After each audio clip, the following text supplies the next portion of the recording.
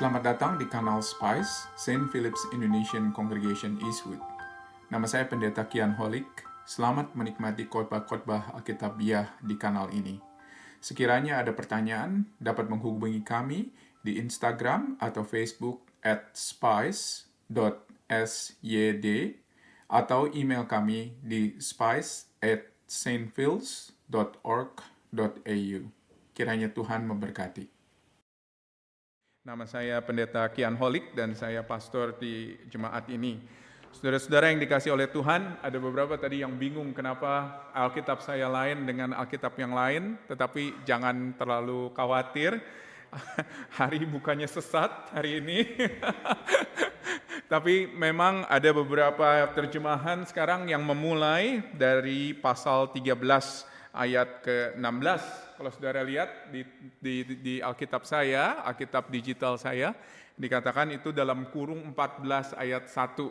Dan saya yakin TB2 memulai pasal 14 dari situ. Dan kenapa jadi pasal 14 ayat 1 seringkali menjadi ayat menjadi ayat 2 dan seterusnya. Ya, mudah-mudahan ini make sense, tetapi hari tidak sesat. Dia tetap membaca firman Tuhan. Mari kita berdoa, saudara-saudara, sebelum saya menjelaskan firman Tuhan kepada saudara. Bapa dalam surga, kami bersyukur ya Tuhan buat firman-Mu. Firman-Mu itu pelita bagi kaki kami dan terang bagi hidup kami. Dan kami mohon Tuhan, biarlah kiranya kata-kata saya sebentar lagi yang akan saya pakai untuk menjelaskan firman-Mu, boleh Tuhan sesuai dengan firman yang hidup itu, dan boleh sesuai dengan apa yang Tuhan inginkan. Terima kasih ya Bapa, bekerjalah dan berbicaralah kepada kami Tuhan, melalui kata-kata benda mati ini, menjadi kata-kata Tuhan yang hidup, yang kekal, yang boleh menusuk kami, dan membelah kami, sehingga kami boleh menjadi orang-orang yang semakin hari semakin mengenal Yesus Kristus, Tuhan dan Juru Selamat kami. Terima kasih ya Bapa. Di dalam nama Tuhan Yesus kami berdoa. Amin. Saudara-saudara, saya nggak tahu apakah saudara masih ingat nggak Maret 2020. Apa yang terjadi? Sebelum saya lupa, kalau ada yang mau bertanya nanti, pas lagi saya khotbah, bisa tanya ke link ini. Ya. Jadi di mobile phone saudara bisa itu. Kembali lagi, Maret 2020. Masih ingat? Do you remember what happened in March 2020? Saya masih ingat waktu itu, sekitar tanggal 15, saya sudah book Garuda untuk kembali ke Indonesia. Saya rencana memang mau kembali ke Bogor, karena waktu itu papa saya kena stroke dan sudah ada di ranjang dan tidak bisa apa-apa, quadriplegic. Dan waktu itu dia basically sudah sekarat. Saya udah beli tiket dari bulan Desember 2019 dengan harapan saya bisa spend waktu beberapa hari sampai tanggal 20 Maret, dia ulang tahun, dan saya kembali malam itu ke Sydney, saudara-saudara. Tapi kita ingat apa yang terjadi. Waktu itu Scott Morrison, Perdana Menteri Australia, mulai saudara-saudara keluar di TV dan katakan, return home immediately. Karena bordernya mau ditutup, saudara-saudara. Dan kita lihat apa yang terjadi. Pada akhirnya memang bordernya ditutup. Dan saya waktu itu harus mengambil keputusan apakah saya harus segera kembali atau tetap stay. Karena kalau misalnya saya stay, kemungkinan besar saya belum tentu bisa kembali. Ataupun kalau harus kembali, mungkin harus lewat karantina dan lain sebagainya sebelum saya bisa ketemu dengan istri, dengan anak-anak saya, saudara-saudara. Dan saya masih ingat sekali pada waktu itu. Akhirnya kita rundingan, dan waktu itu saya sebetulnya udah ragu apakah saya balik atau enggak, tetapi akhirnya saya balik, saudara-saudara.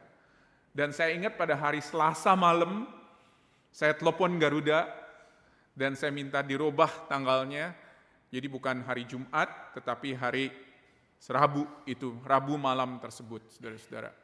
Dan waktu itu Garuda kasih saya untuk ganti tanggal tanpa bayar, karena ini keadaan emergency, dan waktu itu saya balik, seharusnya flight direct dari Jakarta ke Sydney, itu harus lewat Bali, dan saya masih ingat sekali saudara-saudara, flight dari Jakarta ke Bali, 737 yang biasanya muat 200 orang mungkin atau 100 plus, saya masih ingat saya cuma 3 orang di pesawat.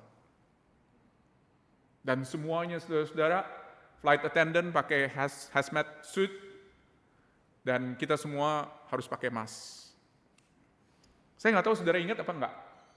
Tetapi ketika saya sampai di Sydney, saudara-saudara, ada perasaan yang sangat aneh sekali. Karena apa? Karena pada akhirnya kembali juga dan sampai juga. Disambut bukan dengan orang-orang yang ketawa dan orang-orang yang senyum, tetapi orang-orang yang pakai hazmat suit semuanya, saudara-saudara. Dan kemudian kita semuanya di-spray keluar dari pesawat satu persatu, dan kita harus injek welcome mat yang sudah disanitize, saudara-saudara. Dan itu yang saya mau angkat pada pagi hari ini. Bahwa ada sebuah panggilan yang diberikan oleh Allah kepada kita, seperti panggilan dari pemerintah Australia kepada warga Australia pada waktu itu untuk kembali. Untuk kembali, karena bordernya pada waktu itu sudah mau tutup, saudara-saudara. Dan ini yang saya ingin soroti, ada sebuah panggilan untuk kembali. Ada sebuah urgensi untuk kembali. Dan kita akan lihat, saudara-saudara, apa panggilan itu. Perhatikan ayat 1, saudara-saudara, dari Hosea pasal 14. Apa yang dikatakan di sana? Dikatakan di sana, bertobatlah hai Israel kepada Tuhan Allahmu, sebab engkau telah tergelincir karena kesalahanmu. Dalam bahasa Inggris dikatakan apa? Ada yang punya bahasa Inggris? Apa yang dikatakan dalam NIV? Return, betul nggak? Return, kembalilah. Dan di dalam bahasa Indonesia diterjemahkan sebagai bertobatlah. Bertobatlah, kembalilah, putar arah, kembali ke rumah. Dan ini adalah panggilan yang diberikan kepada semua orang Israel, karena perbatasannya udah mau ditutup. Ada sebuah panggilan dari Allah untuk tidak menyia-nyiakan kesempatan ini. Tetapi sama seperti banyak orang Australia pada waktu itu yang tidak kembali ke Australia, karena apa? Karena mereka nggak melihat bahwa ini adalah sesuatu yang penting, betul nggak? Mereka melihat bahwa, nanti juga pemerintah Australia juga bisa let myself in to the country. Tetapi ada sebuah urgensi di sini, yang diberikan dari Allah kepada orang Israel. Dan kita melihat ini ada sesuatu yang berhubungan dengan dosa mereka. Jadi kalau misalnya kalian nggak ada di gereja ini selama beberapa minggu terakhir, kita go through Hosea dari awal sampai akhir, dan hari ini terakhir, saudara-saudara. Dan di bagian yang terakhir ini kita melihat beberapa kali atau beberapa minggu sebelumnya, it sounds really depressing.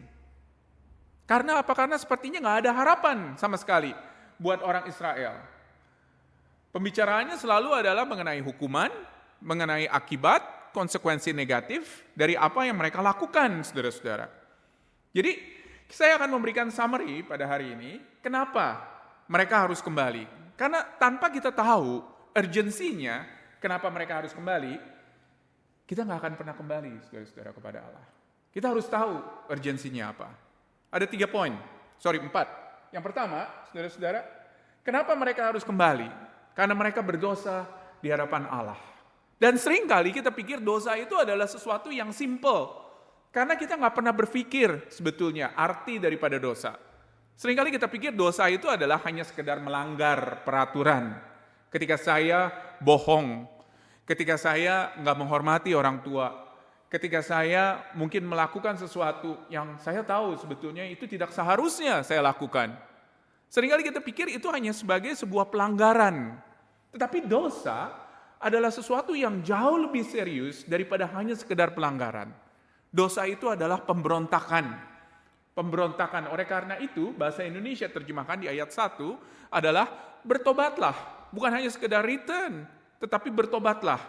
Tetapi kenapa mereka harus bertobat? Yang pertama, saudara-saudara, mereka membuat kesalahan berpikir bahwa attitude mencari diri sendiri, self-seeking attitude, itu berarti adalah sukses, saudara-saudara. Dan seringkali kita, di dalam kehidupan kita sekarang ini, banyak orang berpikir seperti itu. Saya nggak tahu apa yang saudara pikirkan. Banyak orang berpikir bahwa saya melakukan apa saja, apapun itu, yang penting apa? Yang penting uang. Boleh dikatakan semua cara halal, yang penting hasilnya, saudara-saudara. Semua cara halal, yang penting hasilnya. Apapun kita mau kerjakan itu. Untuk apa? Untuk uang. Seringkali kita berpikir seperti itu. 3 pekerjaan misalnya. Atau mungkin korbankan pernikahan, korbankan anak-anak. Kalau bisa, hancurkan karakter orang supaya kita bisa naik ke dalam satu posisi. Atau kita mencoba untuk menciptakan sebuah portfolio yang bagus. Supaya apa? Supaya nanti retirement saya bisa cukup, saudara-saudara. Bagaimana kita tahu kalau misalnya kita bisa cukup? Kalau misalnya sekarang saja, misalnya ada begitu banyak keperluan yang ada di dalam kehidupan kita di modern Sydney pada saat ini. Kita mencoba untuk mendapatkan portfolio terbesar. Namun, saudara-saudara, ketika menyangkut Israel pada waktu itu, sikap egois untuk mengorbankan kebenaran dan perdamaian, itu adalah sesuatu yang mereka lakukan. Jadi buat mereka, saudara-saudara, cara itu nggak penting. Yang penting adalah hasil, tujuan akhir. Metode mereka pada waktu itu adalah kebohongan dan kekerasan. Saudara lihat di pasal 11, kita akan flip over. Kalau saudara pakai digital, silakan swipe over, begitu, dengan beberapa pasal. Kita akan lihat dari pasal 11. Apa yang dikatakan di sana? Pasal 11 ayat 12. Udah ketemu? Mudah-mudahan ini benar. Pasal 11 ayat 12. Ya. Atau pasal 12 ayat 1. Betul. Kita akan baca bersama-sama, saudara-saudara. Atau saya lebih baik bacakan daripada nanti salah. Dengan kebohongan, saudara ketemu? Dengan kebohongan aku telah dikepung oleh Efraim, dengan tipu oleh kaum Israel. Sedang Yehuda menghilang dari dekat Allah, dari dekat Yang Maha Kudus. Kemudian di pasal yang ke-12, paling enggak versi saya ayat 1, Efraim menjaga angin dan mengejar angin timur sehari suntuk. Dengan apa? Memperbanyak dusta dan pemusnahan. Mereka mengadakan perjanjian dengan Asyur dan membawa minyak kepada Mesir. Saudara, perilaku daripada orang Israel pada saat itu nggak beda sama sekali dengan orang yang nggak kenal Tuhan. Mereka rela, saudara-saudara, untuk melakukan kebohongan, memperbanyak dusta, dan permusuhan, saudara-saudara. Dan di sana Tuhan memberikan sebuah pelajaran bagi mereka. Nah, satu pelajaran yang dia lakukan ialah pelajaran untuk mengingatkan mereka mengenai sejarah mereka. Begitu loh. Di pasal 12, paling nggak di versi saya ayat 2-4, saudara-saudara kalian boleh lihat, dikatakan di sini Tuhan mempunyai perbantahan dengan Yehuda yang akan menghukum Yakub sesuai dengan tingkah lakunya. Dia mengingatkan kepada orang Israel apa yang terjadi dengan Yakub. Siapa Yakub itu? Nenek moyang mereka. Apa yang terjadi dengan Yakub, nenek moyang mereka? Dia bergumul pada waktu itu dengan Tuhan kan? Ya, dan pada akhirnya dia menyerah. Pada akhirnya dia bertobat kepada Tuhan. Jadi pada waktu itu Tuhan mengingatkan kepada orang Israel untuk apa? Untuk mereka juga bertobat. Mereka udah bergumul, oke, itu masa yang lampau, tetapi sekarang waktunya untuk kembali kepada Allah. Seperti Yakub. Kesalahan kedua yang dilakukan oleh orang Israel ialah mereka merupakan lanjutan daripada kesalahan ini merupakan lanjutan atau dari kesalahan yang pertama. Nah, mereka pertama-tama mereka mengutamakan diri sendiri ya. Dan itu pada akhirnya membuat mereka sukses kan? Betul? Membuat mereka sukses. Dan mereka beranggapan pada waktu itu bahwa kekayaan itu adalah berkat. Karena apa? Karena mereka pikir mereka udah mengikuti Allah. Perhatikan coba pasal 12 ayat 7-8. Sama seperti Kanaan dengan neraca palsu di tangannya dan suka memeras, berkatalah Efraim, bukankah aku telah menjadi kaya, telah mendapat harta benda bagiku, tetapi segala hasil jerih payahku tidak mendatangkan kesalahan yang merupakan dosaku. Jadi dengan kata lain, orang-orang ini melakukan semua dosa-dosa itu tanpa merasa bersalah sama sekali. Dan mereka berpikir bahwa apa? Bahwa kalau misalnya mereka sukses, mereka itu diberkati oleh Allah. Dan ini yang diajarkan oleh yang disebut pada saat ini sebagai prosperity gospel, teologi kemakmuran, yang mengatakan bahwa kekayaan itu sama dengan berkat dari Tuhan. Jadi kalau misalnya kamu tidak kaya dan tidak sukses, mungkin karena kamu kurang taat, atau mungkin karena kamu tidak mendengarkan suara Tuhan. Yang mana semua itu sebenarnya nggak benar, saudara-saudara, tidak alkitabiah. Karena pada akhirnya, bagaimana Tuhan memutuskan orang ini kaya atau orang ini enggak, itu sama sekali, saudara-saudara, tidak ada hubungannya sebetulnya dengan apa yang kita sebut sebagai ketaatan. Nggak mungkin, saudara-saudara, Tuhan itu memilih hanya sekedar kita menjadi kaya karena kita taat. Karena kemungkinan besar kita sebagai orang Kristen, ketika kita taat, justru kita tidak kaya, saudara-saudara. Karena jelas panggilan di dalam Alkitab, bahwa barang siapa mau mengikuti aku, dia harus memikul salibmu dan menyangkal diri. Dan inilah yang menjadi prioritas dari umat Tuhan seharusnya. Dan luar biasa, saudara-saudara, di akhir hidup kita, apa yang Tuhan lihat, itu bukan apa yang kita punya di bank, bukan prestasi kita, bukan apa yang kita sudah lakukan, tetapi apa yang Dia lihat ialah bagaimana kita di dalam ketaatan kita kepada Tuhan. Apakah kita sudah sungguh-sungguh menjadi orang yang menjaga kekudusan hidup, yang menjaga hubungan kita dengan Tuhan, dan menjaga langkah-langkah kita dengan Tuhan, saudara-saudara. Yang ketiga, kesalahan mereka adalah meyakini bahwa stabilitas politik atau kemakmuran itu berarti permanen. Ya.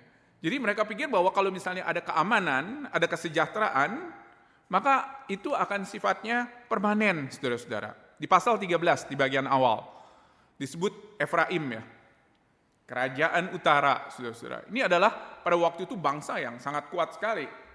Ya, karena apa? Karena mereka mempunyai tentara yang kuat, mereka pada waktu itu punya aliansi yang kuat, tetapi dengan negara lain, bukan dengan Allah, saudara-saudara. Dan kita bisa melihat, bukan, pada saat ini mirip yang seperti itu. Bahkan Australia sekalipun, saudara-saudara, itu banyak kemiripan sebetulnya dengan itu. Berpikir bahwa kuat, kita kuat. Dan kita punya aliansi yang kuat dengan Amerika. Dan ketika kita punya aliansi dengan negara yang kuat, maka no problem. Kita akan imun, saudara-saudara, dari apapun yang akan mengancam kita. Tetapi justru di sini, saudara-saudara, kita bisa melihat bahwa aliansi dengan kekuatan manusia itu pada akhirnya sama sekali nggak membuahkan apa-apa, saudara-saudara. Aliansi dengan kekuatan manusia pada akhirnya itu nggak berjalan baik. Dan itulah yang dipikirkan oleh Efraim pada saat itu, yang terkuat dari suku Israel. Perhatikan pasal 13 ayat 1 ya. Apabila Efraim berbicara, dikatakan di sini, gemetarlah orang. Ia diangkat-angkat di Israel, tetapi ia bersalah dengan menyembah Baal, sehingga matilah dia. Jadi masalahnya sebetulnya di sini, saudara-saudara. Ini adalah seperti kayak rumah yang dibangun di atas pasir. Ada sebuah kerusakan yang parah karena tidak ada fondasi yang kuat sama sekali. Kelihatannya mengesankan, kelihatannya impresif, begitu. Kelihatannya kuat, diakui oleh manusia, tetapi fondasinya lapuk, saudara-saudara. Perhatikan di dalam ayat 1 sampai ayat yang kedua, tadi di pasal 13. Tetapi ia bersalah dengan menyembah Baal, sehingga matilah ia. Sekarang mereka pun terus berdosa, dan membuat baginya patung tuangan perak, dan berhala, dan seterusnya, saudara-saudara. Jadi mereka kuat, infrastruktur mereka kuat, tentara mereka kuat, semuanya kuat, kelihatan mengesankan, tetapi isinya nothing, isinya kosong. Dan lihat keputusan daripada Allah terhadap Efraim di sini di ayatnya yang ketiga, saudara-saudara. Mereka pada akhirnya seperti kabut pagi atau seperti embun yang pagi-pagi ada tetapi akan hilang. Seperti debu jerami yang diterbangkan badai dan seterusnya, saudara-saudara. Itu kesalahan ketiga. Kesalahan keempat itu adalah mereka pikir bahwa kepuasan adalah alat untuk kebanggaan. Jadi ketika mereka puas, mereka kaya, mereka punya semuanya, mereka membanggakan diri dan mereka pikir bahwa itu adalah mereka yang melakukan. Perhatikan ayat 5 dan 6 dari Hosea pasal 13. Aku yang mengenal engkau di padang gurun, di tanah yang gersang, ketika mereka makan rumput, ketika mereka kenyang, dan setelah mereka kenyang, maka hati mereka meninggi. Itu sebabnya mereka melupakan aku. Apa yang dimaksud di sini? Dimaksud adalah Tuhan yang memelihara Israel, memberikan kepada mereka makan, memberikan kepada mereka semua yang mereka perlukan, tetapi ketika mereka sudah kenyang, perut sudah terisi, semuanya sudah tersedia, saudara-saudara, ada sebuah kebanggaan, dan kebanggaan itu pada akhirnya membuat mereka lupa Tuhan. Membuat mereka lupa Tuhan. Banyak kesalahan-kesalahan ini relevan di dalam kehidupan kita menurut saya. Dan saya kepengen interaksi dengan saudara nanti di dalam waktu pertanyaan, karena menurut saya seringkali kita juga terjerumus di dalamnya. Kita berpikir bahwa kebanggaan dan kepuasan kita itu adalah karena kita semata-mata taat kepada Tuhan. Dan itu seringkali membuat kita berpikir bahwa itu semua adalah karena aku yang melakukan, bukan Tuhan. Oleh karena itu kenapa kita harus terus memandang kepada salib Kristus? Karena pengajaran di dalam salib Kristus begitu jelas, saudara-saudara, di dalam Injil Yesus Kristus. Bahwa apa? Bahwa nggak ada satupun yang bisa kita lakukan. Nggak ada pekerjaan baik, nggak ada perbuatan baik yang bisa membuat kita diterima di hadapan Allah. Saudara-saudara, di sini kita diingatkan mengenai apa artinya Injil Yesus Kristus. Lalu apa hasilnya, saudara-saudara? Perhatikan di pasal 13 ayat 9 ya. Dikatakan di sini, aku membinasakan engkau, hai Israel, siapakah yang dapat menolong engkau? Ayat 15, sekalipun ia tumbuh subur di antara rumput-rumput, maka angin timur, angin Tuhan akan datang, bertiup dari padang gurun, mengeringkan sumber-sumbernya, merusakkan mata airnya, dirampasnya harta benda dan segala barang yang indah-indah. Samaria harus mendapat hukuman. Allah tidak bilang bahwa Samaria harus dihukum, tetapi dia katakan Samaria harus mendapat hukuman. Karena apa? Karena mereka telah memberontak kepada Allah. Jadi semua kebanggaan mereka, semua kesuksesan mereka, itu semua basically dibangun di atas pemberontakan. Di atas ketidaktaatan kepada Tuhan. Mereka gagal sebetulnya sebagai umat Tuhan untuk mengenal Tuhan lebih sungguh-sungguh lagi dan untuk mengikutinya. Dan kita melihat saudara-saudara bahwa ada sebuah keputusan hidup yang mereka lakukan. Ya.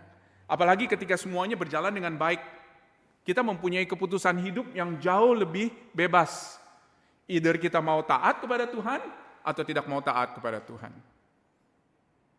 Sorry to say, saudara, saya udah melayani di kampus di antara mahasiswa dengan sekian lama, sekian tahun, sekarang tahun ke-15, saudara-saudara, dan saya melihat dengan mata kepala sendiri, ketika semuanya berjalan dengan lancar, saudara-saudara, apalagi kehidupan yang udah jauh lebih nyaman di sini, lebih enak di sini, maka pilihan itu datang. Apakah saya mau ikut Tuhan, atau saya nggak mau ikut Tuhan? Apakah saya mau ke gereja atau saya tidak ke gereja? Apakah saya mau serius mengikut Tuhan, belajar firman Tuhan, atau saya meninggalkan Tuhan? Pilihan itu saudara-saudara diberikan kepada kita. Tetapi luar biasa saudara, ini bukan akhir daripada ceritanya. Karena kalau misalnya kita cuma datang ke khotbah-khotbah Hosea beberapa minggu yang lalu, ceritanya sangat depressing ya, betul nggak? Karena ini semuanya berisi mengenai dosa, penghukuman. Tetapi luar biasa saudara-saudara, di pasal 14 ini akhir daripada ceritanya. Dan ada sebuah panggilan untuk orang-orang Israel untuk kembali kepada Tuhan. Seperti pada waktu itu saya dipanggil oleh pemerintah Australia untuk kembali. Karena apa? Karena perbatasannya sudah mau tutup, saudara-saudara. Ada sebuah urgensi untuk kembali ke rumah Allah, kata Tuhan. Kembalilah kepadaku. Di sini di pasal yang ke-14, saudara-saudara, dia membuat maksudnya ini dengan sangat sempurna sekali. Pasal 14 ayat 1-3. Bertobatlah, kembalilah hai Israel kepada Tuhan Allahmu. Sebab engkau telah tergelincir karena kesalahanmu. Bawalah sertamu kata-kata penyesalan, bertobatlah kepada Tuhan, katakanlah kepadanya, ampunilah segala kesalahan sehingga kami mendapat yang baik. Maka kami akan mempersembahkan pengakuan kami. Asyur tidak dapat menyelamatkan kami. Kami tidak mau mengendarai kuda. Kami tidak akan berkata lagi, ya Allah kami, kepada buatan tangan kami. karena Engkau menyayangi anak-anak yatim. Ada 3 langkah di sini ketika kita datang bertobat kepada Tuhan. Yang pertama, saudara-saudara, kita menerima tanggung jawab di hadapan Tuhan. Tuhan, ini bukan kesalahan orang lain, ini bukan karena the devil made me do it, ini adalah karena aku. Aku, Tuhan, yang salah. Dikatakan di ayat 1, dosa-dosamu telah menjadi kejatuhanmu. Oleh karena itu ketika kita datang kepada Tuhan dan mengakui dosa-dosa kita, penting sekali untuk kita accept responsibility. Accept responsibility. Saudara-saudara, saya pernah tinggal di Amerika selama 9 tahun. Dan waktu itu kita belajar di Amerika dan kita juga sekolah teologi di Amerika, saudara-saudara. Dan ketika saya nyetir di Amerika, saya selalu, saudara-saudara, nyetir itu bukannya sejam aja, tetapi bisa berjam-jam, bisa 7 jam, 8 jam. Dan seringkali saya stuck di depan atau di belakang mobil yang ada bumper stiker. Saudara tahu nggak bumper stiker? Ya, mungkin di sini juga banyak ada bumper stiker. Ada satu bumper stiker, saudara-saudara, yang kalau saudara stuck dengan bumper stiker berjam-jam, begitu ya, saudara mau nggak mau akan mikir apa artinya bumper stiker itu, betul nggak? Ada satu bumper stiker, saudara-saudara, yang bertuliskan seperti ini. If God seems far away, guess who moved? Seringkali kita di dalam kehidupan kita, apalagi ketika semuanya berjalan dengan lancar, kita berpikir bahwa saya nggak perlu Tuhan, atau saya jauh dari Tuhan. Tetapi saudara-saudara, sekali lagi, yang move away itu bukannya Tuhan. Yang move away itu adalah kitalah yang menjauh dari Tuhan. Dan seperti kita nyetir, saudara-saudara, seringkali nyetir di highway itu, kalau misalnya ada satu distraksi aja, itu gampang sekali kita off the course atau off the lane, begitu ya. Dan seringkali distraksi yang sangat kecil, seperti uang, seperti kekuasaan, seperti kepuasan dan kenyamanan diri sendiri. Seringkali saudara-saudara itu mengalihkan perhatian kita dari jalan lurus, dan pada akhirnya kita jauh dari Tuhan. Saya nggak tahu ada berapa banyak dari kita yang merasa kita jauh dari Tuhan pada saat ini. Tetapi ada sebuah panggilan, dan panggilan ini kita harus responi bersama-sama. Dan panggilan ini adalah kepada kita untuk kembali, saudara-saudara. Karena kita yang bersalah. Kita yang bersalah. Bukan Tuhan yang jauh dari kita. Tetapi kita yang menjauh dari Tuhan. Langkah yang kedua, saudara-saudara, untuk kembali kepada Tuhan adalah pengakuan yang jujur. Jujur di hadapan Tuhan. Lihat ayatnya yang kedua dari pasal 14. Ampunilah segala kesalahan sehingga kami mendapat yang baik. Maka kami mempersembahkan pengakuan iman kami. Akui basically apa yang kita udah lakukan di hadapan Tuhan. Dan lakukan pertobatan itu dengan benar. Sadarilah kalau misalnya kesalahan itu adalah kita yang melakukan, dan kita katakan kepada Tuhan, Tuhan, ini kesalahanku. Pada akhirnya, saudara-saudara, dari semuanya ini ketika kita merasakan bahwa Tuhan itu jauh dari kita, sebetulnya Tuhan yang kita tolak. Datang kepada Tuhan dan mengakui ini semua. Jangan pikir bahwa kita bisa mempermanis lagi proses ini, saudara-saudara, dengan mengatakan bahwa, oh Tuhan, saya akan melayani Tuhan di gereja. Oh Tuhan, saya akan memberikan persembahan kepada Tuhan. Oh Tuhan, saya akan membaca Alkitab setiap hari. Kita nggak bisa, saudara-saudara, mempermanis itu semuanya. Karena pada akhirnya, di hadapan Tuhan, Tuhan itu akan melihat apakah kita menyadari bahwa kita manusia berdosa, dan apakah kita menyadari bahwa hanya Kristus yang bisa menyelamatkan saya. Dan dia adalah juru selamat. John Newton, siapa yang kenal dengan John Newton? John Newton, Kevin nggak termasuk karena dia udah dengar khotbah saya tadi pagi. John Newton, itu adalah yang menulis hymn yang sangat terkenal. Apa judulnya? Amazing Grace. Amazing Grace. How sweet the sound. Dia pernah mengatakan, saudara-saudara, ketika dia udah makin tua dan dia udah mulai lupa, dia katakan seperti ini. Although my memory is fading, I remember 2 things very clearly. That I am a great sinner and Christ is a great Savior. I am a great sinner and Christ is a great Savior. Sekali lagi, pengorbanan kita nggak akan bisa menyelamatkan kita, nggak akan bisa membuat kita jauh lebih baik. pekerjaan kita nggak akan bisa selamatkan kita. Tetapi apa?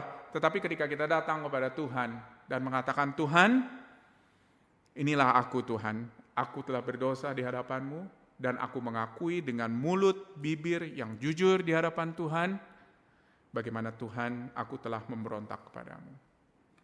Dan keyakinan seperti itu, saudara-saudara, untuk kita datang kepada Tuhan dan mengakui dosa-dosa kita, itulah yang Tuhan akan lihat. Karena apa? Karena seperti di ayat 3 ya di sini ya, di pasal 14, dikatakan kita ini seperti orang-orang yatim. Kita nggak punya apa-apa, kita nggak punya tenaga, kita nggak punya yang bisa kita banggakan di hadapan Tuhan. Kita hopeless, saudara-saudara, dan helpless di hadapan Dia.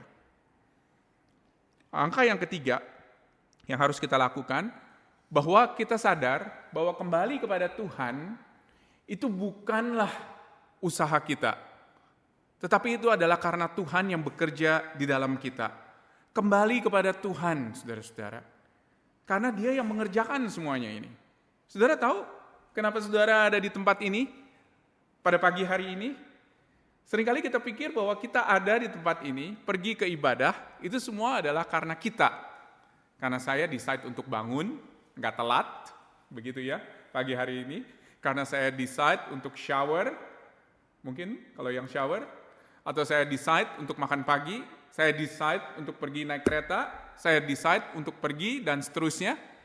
Dan jalan kaki ke Eastwood, saudara-saudara. Seringkali kita pikir itu semua adalah karena kita. Tetapi sebetulnya, kalau bukan Allah yang bekerja di dalam kehidupan kita, untuk membuat kita melangkah, untuk membuat kita bertindak, untuk membuat kita haus dan lapar akan firman Tuhan, saudara-saudara, maka itu semuanya nggak akan terjadi. Kalau saudara lihat dari ayat 4 sampai ayat 7 di pasal 14, berapa kali itu dikatakan, aku akan, aku telah, saudara-saudara, itu semua adalah karena Allah. Sebuah gambaran yang sangat indah sekali, saudara-saudara, karena bukan kita yang kerjakan itu semuanya. Allah yang kerjakan itu semuanya. Dan ketika kita datang kepada Dia dengan hati yang hancur, dengan pengakuan dosa, maka pada waktu itu saudara-saudara ada sebuah reward yang Dia berikan kepada kita. Dan reward ini, berkat ini, saudara-saudara, saudara boleh taruh itu di dalam kata berkat. Berkat ini adalah tentang, kalau kita lihat, mengenai kesuburan, mengenai kegunaan, fungsi, dan tujuan. Dikatakan engkau akan seperti bunga bakung. Engkau akan seperti pohon ara, dikatakan. Kesuburan dan kegunaan pohon zaitun dan seterusnya. Engkau akan menjadi pohon yang rindang, dikatakan di pasal 14. Jadi ini adalah kegunaan, saudara-saudara, yang Allah bisa berikan ke dalam kehidupan kita, untuk kita boleh taat, untuk kita boleh menjadi berkat bagi banyak orang, saudara-saudara. Berkat yang sama ditawarkan kepada kita pada saat ini. Dikatakan di Roma 10 ayat 13, sebab barang siapa yang berseru kepada nama Tuhan, itu akan diselamatkan. Luar biasa ya, bukannya mungkin diselamatkan, bukannya probably diselamatkan, bukan dikatakan kalau Tuhan kehendaki. Saya nggak akan ngomong bahasanya. Kalau Tuhan kehendaki maka saya diselamatkan, saudara-saudara. Tetapi pasti akan diselamatkan, kata Roma. Barang siapa berseru kepada nama Tuhan, pasti akan diselamatkan. Dan diselamatkan ini, saudara-saudara, bukannya sesuatu yang kita akan terima nanti. Tetapi sebetulnya sekarang pun kita akan bisa terima. Dan kita akan bisa memperoleh kehidupan yang luar biasa, saudara-saudara, kehidupan yang penuh, kehidupan yang memuaskan kita. Karena apa? Karena pada akhirnya bukan the things that we do yang memuaskan kita, tetapi adalah Kristus yang memuaskan kita. Yesus pernah berkata di Yohanes 10 ayat 10, bahwa pencuri datang untuk mencuri dan membunuh dan membinasakan. Tetapi aku datang supaya mereka mempunyai hidup dan mempunyai dalam segala kelimpahan. Saudara-saudara, Hosea nggak bisa offer ini. Orang Israel nggak bisa memperoleh ini. Tetapi kita bisa memperoleh ini, saudara-saudara, di dalam Tuhan Yesus Kristus. Kehidupan yang penuh. Kehidupan yang puas. Bukan karena apa yang kita lakukan, bukan karena prestasi kita, tetapi karena apa yang Kristus sudah lakukan buat kita, saudara-saudara. Kita bisa datang kepada Dia. Dan pilihan ini adalah pilihan yang diberikan kepada kita. Kita akan baca bersama-sama di ayat terakhir. Saya rasa ayat terakhir semuanya sama ya. Betul nggak? Di ayat terakhir dari pasal 14. Oke? Ayat 9 atau ayat 10. Kita akan baca bersama-sama, saudara-saudara. Udah ketemu? Kita akan baca bersama-sama. 1, 2, 3. Siapa yang bijaksana, biarlah ia memahami semuanya ini. Siapa yang paham, biarlah ia mengetahuinya. Sebab jalan-jalan Tuhan adalah lurus, dan orang benar menempuhnya. Tetapi pemberontak tergelincir di situ, saudara-saudara. Saudara, pada akhirnya pilihan itu adalah di tangan kita. Kita mau nggak kembali kepada Allah? Kita mau nggak memutuskan untuk kita returning home? Ataukah saudara mau menunggu sampai pada akhirnya border itu ditutup dan tidak ada lagi kesempatan untuk kembali kepada Allah? Kita mau memilih yang mana, saudara-saudara? Tadi pagi di kebaktian Inggris, saya khotbah yang sama, dan saya memilih satu lagu, saudara-saudara, lagu hymn. Dan lagu itu adalah lagu yang sangat indah sekali. Will Thompson yang menulis lagu itu, saudara-saudara, dia pernah menulis seperti ini. Saudara pasti tahu lagunya. Manis lembut Tuhan Yesus memanggil aku dan kau. Dengan sabar Tuhan Yesus menunggu aku dan kau. Pulang, yang berlelah, pulanglah. Dengan kasih-Nya Tuhan memanggil kita semua yang berdosa, pulanglah.